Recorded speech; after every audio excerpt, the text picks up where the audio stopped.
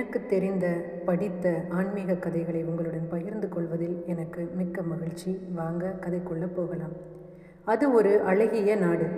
வெண்ணிற கம்பளம் விரித்த நீரோடைகளும் பசுந்தோல் போர்த்திய மலைகளும் நிறைந்து செழுமையான நாடு. அந்நாட்டை அரசன் ஒருவன் ஆண்டு வந்தான். அந்நாட்டை ஆண்ட அரசன் தன் நாட்டுக்காகவும் நாட்டு மக்களின் நலனுக்காகவும் அயராது உழைத்து கொண்டிருந்தான். அதனால் தனது குடும்பம் மற்றும் குழந்தைகளுக்கு போதிய நேரத்தை அரசனால் செலவிட முடியாமல் போனது. இதனால் மகாராணி அரசனின் மீது மிகுந்த கோபம் கொண்டாள். மகாராணியின் கோபத்தை மன்னன் அறிந்திருந்தும் அவனது சூழ்நிலை அவனால் எதுவும் செய்ய இயலவில்லை. ஒரு நாள் அரசன் உறங்கிக் கொண்டிருக்கும் போது நள்ளிரவு வேளையில் திடீரென்று உறக்கம் கலைந்து எழுந்தான். என்ன இது? ஏன் இப்படி ஒரு கெட்ட கனவு? மகாராணி நம் மீது கோபமாக இருப்பது நாம் அறிந்த உண்மைதான். ஆனால் மகாராணியும் எனது மக்களும் என்னை விட்டு வெகு தூரம் சென்றது போன்ற இந்த கனவு எனக்கு எதற்காக வந்தது? ஒன்றும் புரியவில்லையே என்று திரும்பி தனது அருகில் உறங்கிக் கொண்டிருந்த மகாராணியை பார்த்தான். குளிர்ந்த காற்றுகள் மகாராணியின் கூந்தலை வருட அமைதியாய் உறங்கிக் கொண்டிருந்தாள் மகாராணி. மகாராணியை எழுப்பலாமா என்று தனது கையை மகாராணியின் அருகில் கொண்டு சென்றான். வேண்டாம் வேண்டாம், பாவம், மகாராணி உறக்கம் கலைந்துவிடும். எதுவாக இருந்தாலும் நாளை காலை பார்த்து கொள்ளலாம் என்று மீண்டும் உறங்கச் சென்றான். மறுநாள் காலையில் அரசன் தனது அரசவைக்கு சென்று அங்கிருந்த அமைச்சர்களை ஒன்று திரட்டி தனது தற்போதைய சூழ்நிலையை எடுத்து கூறினான். பின்பு அரசன் அமைச்சர்களை பார்த்து, வருகின்ற மாதம் 29ஆம் தேதி மகாராணியாருக்கு பிறந்த நாள் வருகிறது. என் உயிர் மனைவிக்கு நான் மிகச்சிறந்த பரிசு ஒன்றை கொடுக்க விரும்புகிறேன். எத்தகைய பரிசை நான் மகாராணியாருக்கு கொடுத்தால் மகாராணி மிகுந்த மகிழ்ச்சி அடைவாள் என்று அமைச்சர்களாகிய நீங்கள்தான் கூற வேண்டும் என்று கேட்டான்.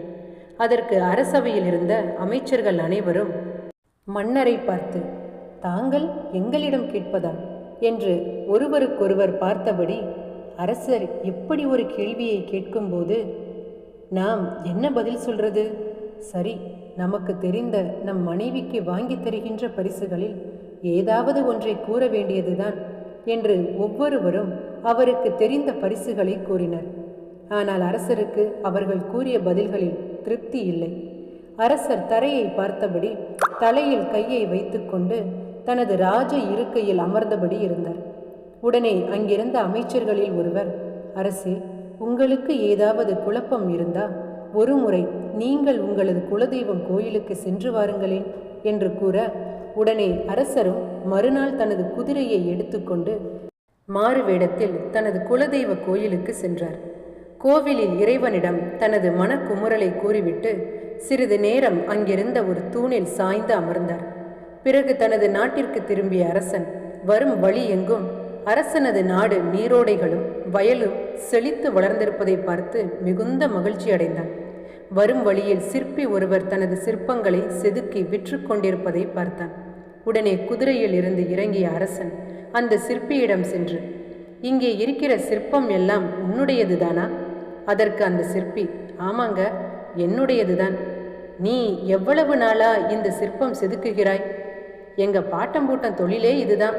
ஆமா, உங்களுக்கு இந்த சிற்பத்துல எது வேணும் என்று கேட்டதும் அரசன், உன்னுடைய எல்லா சிற்பத்தையும் நானே வாங்கிக் கொள்கிறேன் என்று கூறியதும் சிற்பிக்கு பேரானந்தம். ஒவ்வொரு சிற்பத்தையும் விற்கிறதுக்கு நான் படாத பாடுபடுவேன். யாரோ ஒரு புண்ணியவா எல்லா சிற்பத்தையும் ஒரே நாளில் வாங்கிட்டாரே என்று நினைத்தபடியே, ஐயா, அனைத்தையும் நீங்களே எடுத்துக்கோங்க என்று கூறியதும் அரசன், நான் இந்த நாட்டின் அரசன். இந்த சிற்பங்களுக்கு எவ்வளவு விலை என்று கூறு என்றதும் சிற்பி பயத்தில், ஐயா, நீங்க தான் இந்த நாட்டு அரசனா? எனக்கு தெரியாது சாமி. நான் ஏதாவது கூட பேசியிருந்தா என்னை மன்னிச்சிடுங்க. இந்த சிற்பத்துக்கு நீங்க என்ன விலை கொடுத்தாலும் சரிதான் அரசே என்று கூறியதும் அரசன், உன் அனைத்து சிற்பங்களுக்கும் 2 பொற்காசுகள் அதிகமாகவே நான் தருகிறேன். ஆனால் அதற்கு முன் ஒரு கட்டளை. அதற்கு சிற்பி, அரசே, என்ன கட்டளை? வருகின்ற மாதம் மகாராணியாருக்கு பிறந்த நாள் வருகிறது. எனது மனைவியின் பிறந்த நாளுக்கு நான் மிகச்சிறந்த படைப்பை பரிசாக கொடுக்க நினைக்கிறேன். நீ ராணியாரை ஒரு சிற்பமாக வடித்து எனக்கு தர வேண்டும். உடனே சிற்பி, அவ்வளவுதானே அரசே, நான் நன்றாக செதுக்கி தருகிறேன் என்று கூறினான். உடனே அரசன், நான் இன்னும் கட்டளையை சொல்லவில்லையே சிற்பி என்று கூறியதும் சிற்பி ஒன்றும் விளங்காமல் மௌனமாக அரசரை பார்த்தபடியே நின்றான்.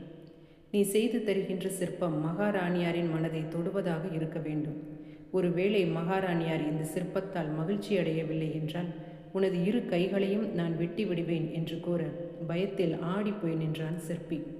பின்பு அரசன் ராணியாரின் ஓவியத்தை தனது அரசவை காவலாளியிடம் கொடுத்து வைக்கிறேன், சிற்பம் ஒன்றை செதுக்கி என்று கூறிவிட்டு தனது நாட்டிற்கு திரும்பிவிட்டார். பிறகு சிற்பி, அட கடவுளே, இப்போதான் அதிர்ஷ்டம் கூரையை பிச்சுக்கிட்டு கொட்டுன்னு நினச்சேன். அது பொருட்களையா? நான் செய்து தருகின்ற சிற்பம் மட்டும் அந்த மகாராணியாருக்கு பிடிக்கவில்லை என்றால் என்னுடைய 2 கைகளையும் அரசன் வெட்டி விடுவான். நான் இப்போது என்ன செய்வது? ஒருவேளை மகாராணியாருக்கு என்னுடைய சிற்பம் பிடிக்கவில்லை என்றால் என்னுடைய 2 கைகளும் போய்விட்டால் என்னுடைய மனைவியையும் பிள்ளைகளையும் யார் காப்பாற்றுவது? 2 கைகளும் இல்லாமல் என்னால் எப்படி சிற்பம் செதுக்க முடியும் என்று கலங்கி போய் நின்றான். அந்நேரம் பார்த்து காவலாளிகள் மகாராணியாரின் ஓவியத்தை கொண்டு வந்து சிற்பியிடம் கொடுத்தனர். மறுநாளில் இருந்து சிற்பி மகாராணியின் ஓவியத்தை பார்த்து சிற்பத்தை செதுக்கத் தொடங்கினார். முதலாவதாக ஒரு சிற்பம் செய்து முடித்து அந்த சிலையை பார்க்கும்போது சிற்பிக்கு சிலையின் முகத்தில் ஏதோ ஒரு குறை இருப்பது போல தோன்றியது. பிறகு மீண்டும் ஒரு கல் எடுத்து அதை செதுக்கத் தொடங்கினார். இது போன்று 15 நாட்களில் மொத்தம் 12 சிற்பங்களை செய்து முடித்தார். இருந்தும் சிற்பிக்கு தான் செய்த சிற்பங்களில் ஏதோ ஒரு குறை இருப்பது போலவே இருந்தது. அதனால் சிற்பிக்கு மன்னன் கூறிய வார்த்தை ஞாபகத்திற்கு வர துக்கத்தில் அழத் தொடங்கினார். அந்நேரம் கடவுள் சிற்பியின் முன் தோன்றி, பக்தா, ஏன் அழுகிறாய்? உனக்கு இப்போது என்ன பிரச்சனை என்று கேட்க அதற்கு சிற்பி, நான் பிறந்ததில் இருந்து ஒரு எறும்புக்கு கூட எந்த ஒரு துரோகமும் நினைத்ததில்லை. ஆனால் எனக்கு ஏன் இவ்வளவு பெரிய கஷ்டத்தை கொடுத்தாய்? நான் என் வேலை உண்டு, என் குடும்பம் உண்டு என்று சிற்பம் செதுக்கி ஏதோ எங்களுடைய வயிற்றுப்பசியை போக்கிக் கொண்டிருந்தோம். ஆனால் எப்போது நான் மன்னரை பார்த்தேனோ அந்த நிமிடத்திலிருந்து என் நிம்மதியே போய்விட்டது. என் வாழ்நாளில் எந்த ஒரு சிற்பத்தை செதுக்கும் போதும் என்னுடைய கை இந்த அளவு நடுங்கியது இல்லை. ஆனால் இப்போது ஒவ்வொரு முறை நான் சிற்பம் செதுக்கும் போதும் மகாராணியாருக்கு என்னுடைய சிற்பம் பிடிக்கவில்லை என்றால் மன்னர் என் கையை வெட்டி விடுவார் என்று கூறிய அந்த வார்த்தை தான் ஞாபகத்திற்கு வருகிறது. நான் இப்போது என்ன செய்வது? அதற்கு கடவுள், இங்கே பாரு பக்தா, கடவுள் மனிதனுக்கு துன்பத்தை தருவது மனிதனுடைய மனதை பலப்படுத்துவதற்காக தான். நான் மனிதர்களுக்கு துன்பத்தை தரவில்லை என்றால் மனிதர்கள் தலக்கணத்தில் பல பாவங்களை செய்ய தொடங்கி விடுவர் என்பதற்காகவே நான் இவ்வாறு செய்கின்றேன் என்று கூறினார். சிற்பி அதனை மௌனமாக கேட்டுக்கொண்டிருந்தான். ஒரு மனிதன் துன்பத்தை எதிர்கொள்ளும் போது அவனது பாவ புண்ணியங்களுக்கு ஏற்றாற்போல நன்மையும் தீமையும் அவன் அடைவான். அதுபோலதான் இப்போது உனக்கு வந்திருக்கும் இந்த துன்பமும் கூட.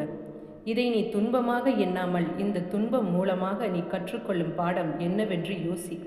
ஒவ்வொரு துன்பத்திற்கு பின்பும் நிச்சயமாக ஒரு நன்மை உண்டு. ஆனால் மனிதர்கள் எப்போதும் அதை தேடுவதே கிடையாது. எனக்கு துன்பம் வந்துவிட்டதே என்று புலம்புகின்றனர். நீ புலம்புவதை விட்டுவிட்டு உனது துன்பத்தை எவ்வாறு சரி செய்யலாம் என்று யோசி. உனக்கு சரியான பாதை கிடைக்கும். இறைவன் மனிதருக்கு துன்பத்தை தருவதே அவனது மனதை பலப்படுத்துவதற்காக தான் என்பதை புரிந்து கொள் என்று கூறிவிட்டு மறைந்து விட்டார். மறுநாள் மீண்டும் சிற்பி ஒரு புதிய சிலையை செய்யத் தொடங்கினார். ஆனால் எப்போதும் போல அந்த சிலையிலும் ஏதோ ஒரு குறை இருப்பதை புரிந்து கொண்டார். பின்பு சிற்பி தனது மனைவியை அழைத்து, இனிமே நாம இந்த ஊரில் பொழப்பு நடத்த முடியாது. நான் செதுக்குகின்ற இந்த சிற்பம் மகாராணியாருக்கு பிடிக்கலைனா மன்னர் என்னுடைய 2 கைகளையும் வெட்டி விடுவதாக சொல்லியிருக்கிறார். கட்டாயம் மகாராணியாருக்கு இந்த சிற்பம் பிடிக்கும் என்ற நம்பிக்கை எனக்கு இல்லவே இல்லை. நாம இன்று இரவே இந்த ஊரை விட்டு போய்விடலாம் என்று முடிவெடுத்தார். ஊரை விட்டு கிளம்புவதற்காக தனது பெட்டி படுக்கைகளை எடுத்து கொண்டிருக்கும் வேளையில் காவலாளிகள் 2 சிற்பியின் வீட்டிற்கு வந்தனர். அங்கே சிற்பி, நீங்க என்று கேட்க, நாங்கள் அரசவை காவலாளிகள். அரசன்தான் எங்கள் 2வரையும் உங்களுக்கு துணையாக உதவி செய்யுமாறு அனுப்பி வைத்தார் என்று கூற சிற்பிக்கு என்ன செய்வது என்று ஒன்றும் புரியவில்லை. மறுநாள் சிற்பி மிகுந்த கவலையுடன் குழப்பமாக ஒரு கல்லின் மேல் அமர்ந்திருந்தார்.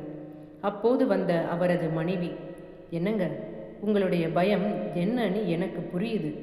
ஆனால் நமக்கு வேற வழி இல்லை. ஊரை விட்டு போகணும்னு முடிவு செய்த பிறகும் கூட காவலாளிகள் வந்து தடுக்கிறாங்கன்னா எல்லாம் நன்மைக்கே என்று நினைத்து கொள்ளுங்கள். நீங்க கொஞ்சம் தெளிவா அமைதியா யோசிங்க. உங்க குழப்பத்துக்கு சரியான விடை கிடைக்கும். சிற்பத்தில் என்ன குறை இருக்குது என்று கண்டிப்பாக உங்களுக்கு தெரிய வரும்.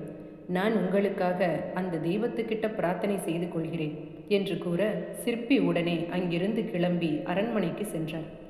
சிற்பியை பார்த்ததும் மன்னர், அதற்குள் சிற்பத்தை செதுக்கி முடித்து விட்டீர்களா என்று கேட்க உடனே சிற்பி, தாங்கள் எனக்கு இளவரசியிடம் 2 கேள்விகள் கேட்க அனுமதி தர வேண்டும் என்று கேட்டுக்கொண்டார். உடனே மன்னர் சரி என்று ஒப்புதல் கொடுத்தான். சிற்பி மகாராணியாரை பார்த்து, ஒரு பெண்ணிற்கு மிகுந்த துன்பத்தை தருவது எது என்று கேட்டான். அதற்கு மகாராணியார், கட்டிய மணவாளனும் அவளது பிள்ளைகளும் ஒரு பெண்ணின் அன்பையும் அரவணைப்பையும் புரிந்து கொள்ளாமல் உதாசீனப்படுத்துவது ஒரு பெண்ணிற்கு மிகுந்த மன உளைச்சலை உண்டாக்கும். இதைவிட துன்பத்தை தரக்கூடிய ஒன்று இந்த உலகத்தில் எதுவும் கிடையாது. மீண்டும் சிற்பி, அப்படியென்றால் ஒரு பெண்ணிற்கு இன்பத்தை தரக்கூடியது எது என்று கேட்க, பெண்ணிற்கு கோடி ரூபாய் கொட்டி கொடுத்தாலும் ஒரு பெண் அதனால் மகிழ்ச்சி அடைய மாட்டாள். ஒரு பெண்ணின் இன்பம் என்பது அவளை சுற்றிய அவளது குடும்பம் மட்டுமே. பெண்ணிற்கு அவளது கணவன் மற்றும் குழந்தைகள் அந்த பெண்ணின் மீது காட்டுகின்ற அன்பும் அக்கறையும் தான். அதிலும் குறிப்பாக கட்டிய கணவன் தனது மனைவிக்காக செலவிடுகின்ற நேரம் பெண்களுக்கு மிகவும் பிடிக்கும். இதைவிட வேறு இன்பம் எங்கிருக்கிறது? பிறகு சிற்பி மன்னரை பார்த்து, அரசே, இன்னும் 2 நாட்களில் நான் சிற்பத்தை செய்து முடித்து இங்கு கொண்டு வந்து தருகிறேன் என்று கூறிவிட்டு அரண்மனையை விட்டு சென்றான் சிற்பி. பிறகு சிற்பி எந்த ஒரு தயக்கமும் இன்றி சிற்பத்தை செய்து முடித்தார். வெண்ணிற பட்டுத்துணி போர்த்தப்பட்ட அந்த சிற்பம் காவலாளிகளின் உதவியுடன் அரண்மனைக்கு கொண்டு வரப்பட்டது. அரசருக்கோ இந்த சிற்பம் மகாராணியாருக்கு பிடிக்குமா பிடிக்காதா என்ற குழப்பத்திலேயே அந்த சிற்பத்தை திறந்து வைக்க மகாராணியாரை அழைத்தார். மகாராணியார் சிலையின் மீது பொருத்தப்பட்டிருந்த பட்டு துணியை மெதுவாக விளக்கினார்.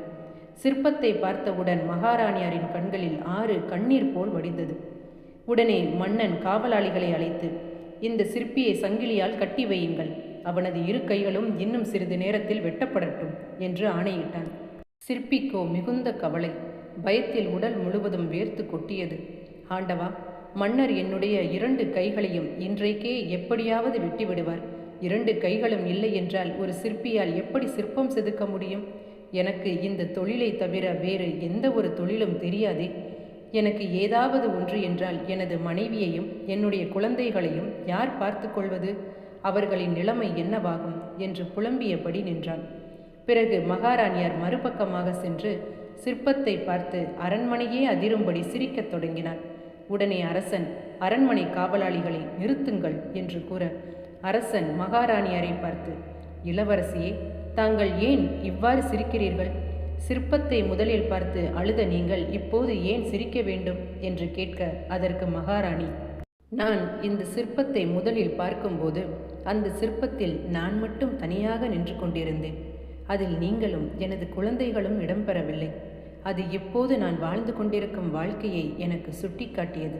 அதனால்தான் சோகத்தில் என்னை அறியாமல் என் கண்களில் இருந்து கண்ணீர் வடிந்தது. ஆனால் மறுபுறம் என் மடியில் என் குழந்தைகள் இருக்கின்றனர். எனக்கும் என் குழந்தைகளுக்கும் பாதுகாப்பாக நீங்கள் என்னுடன் இருக்கிறீர்கள். இந்த சிற்பத்தை நான் பார்க்கும்போது நான் விரும்பிய வாழ்க்கை எனக்கு கிடைத்துவிட்டது போல ஒரு பேரின்பம். அந்த மகிழ்ச்சியில்தான் நான் இவ்வாறு சிரித்தேன் என்று கூறினான். என்னுடைய தற்போதைய வாழ்க்கையை ஒரே கல்லில் வடிவமைத்த இந்த சிற்பி உண்மையில் மிகச்சிறந்தவர். இவரின் கலை உலகம் முழுவதும் போற்றப்பட வேண்டும் என்று கூற, உடனே மன்னர் சிற்பியிடம் வந்து, சிற்பியே, என்னை மன்னித்துவிடு. சற்று நேரத்திற்கு முன் தவறாக தீர்ப்பளித்து உனது 2 கைகளையும் வெட்டுவதற்கு நான் துணிந்து விட்டேன். என்னை மன்னித்துவிடு. உனக்கு என்ன வேண்டும் என்று கேள். இனி அரண்மனைக்கு அருகில் நான் உனக்கு தங்குவதற்கு இடமும் வாழ்வதற்கு அதிகமாகவே பொற்காசுகளையும் வழங்குகின்றேன். நீ தாராளமாக அரண்மனைக்கு அருகிலேயே தங்கிக் கொள்ளலாம். மனைவி மற்றும் குழந்தைகளை இங்கு அழைத்து வா என்று கூற, அதற்கு சிற்பி, அரசே, நான் 12 வயதிலிருந்து சிற்பம் செதுக்குகின்றேன். ஆனால் ஒரு முறை கூட என்னுடைய கைகள் நடுங்கியது கிடையாது. ஆனால் நீங்கள் எப்போது என்னுடைய 2 கைகளையும் வெட்டி விடுவீர்கள் என்று சொன்னீர்களோ அன்றிலிருந்து ஒரு சிற்பம் கூட என்னால் நிதானமாக செய்ய முடியவில்லை. தொழிலில் பயம் இருக்கலாம், ஆனால் பயத்தில் தொழில் செய்யக்கூடாது. எனக்கு என்னுடைய குடிசைதான் அரண்மனை. என் மனைவியும் மக்களும் தான் எனது சொத்து. எனக்கு நிம்மதி அந்த குடிசையில்தான் என்று அரசன் மற்றும் அரசிற்கு வாழ்த்துக்களை தெரிவித்துவிட்டு அங்கிருந்து சென்றார் சிற்பி. வாழ்க்கையிலும் பெரும்பாலான நேரங்களில் ஒரு துன்பம் வந்துவிட்டால், ஐயோ ஆண்டவா, உனக்கு கண்ணில்லையா? எனக்கு மட்டும் ஏன் இவ்வளவு பெரிய கஷ்டத்தை கொடுத்த என்று நாம் கேட்காத நாளே கிடையாது. துன்பம் என்பது ஒரு சிறிய கல் போன்றது. அதனை கண்ணிற்கு அருகில் வைத்து பார்த்தால் அது இந்த உலகத்தையே மறைத்துவிடும். அதுவே சற்று தள்ளி வைத்து பார்த்தால் அது இருக்கும் இடமே தெரியாமல் போய்விடும். காய்க்கின்ற மரம்தான் கல்லடிப்படும்.